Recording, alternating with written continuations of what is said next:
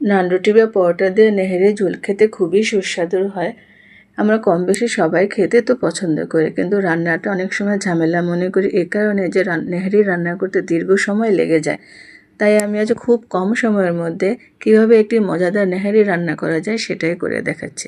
শুরুতে নিয়ে নিয়েছি একটি বড় কুকার, দিয়ে দিয়েছি বড় বড় নলিগুলো। সবগুলো নলে আমি কুকারে দিয়ে দিব।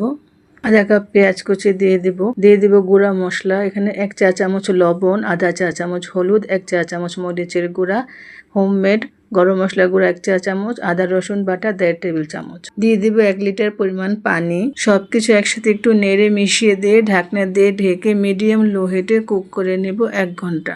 বড় সসপ্যানে দিয়ে দিচ্ছি 1.5 টেবিল চামচ পরিমাণ তেল। তেলটা গরম হয়ে গেলে দিয়ে দিব 2টি তেজপাতা, 2টি দারচিনি, 2টি আস্ত শুকনো মরিচ। দিয়ে দিব 2টি পেঁয়াজ আর 1টি রসুন কুচি। পেঁয়াজটা নেড়ে চেড়ে একদম ভেজে নিয়েছি। ভেজে রাখা পেঁয়াজে কুকারের নেড়েটা পুরোটা ঢেলে দেব। দিয়ে দিব 1 চা চামচ ভাজা জিরা গুঁড়া। আলতো হাতে একটু নেড়ে চেড়ে চুলাটা অফ করে দেব। ব্যাস হয়ে গিয়েছে আমার চটজলদি নেহেরি। এই তো আমি চামচ দিয়ে উঠিয়ে দেখাচ্ছি কি পরিমাণ কুক হয়েছে, কত সুন্দর সিদ্ধ হয়ে গিয়েছে। হাড্ডির ভিতরে মজ্জাটাও পানির সাথে মিশে ঘন একটা ঝোল তৈরি হয়েছে। আমি ঝোলটা এরকমই রাখতে চেয়েছি, না বেশি ঘন না বেশি পাতলা। এটা খেতে খুবই সুস্বাদু হয়। চাইলে আপনারা বাসায় একবার হলেও ট্রাই করে দেখবেন।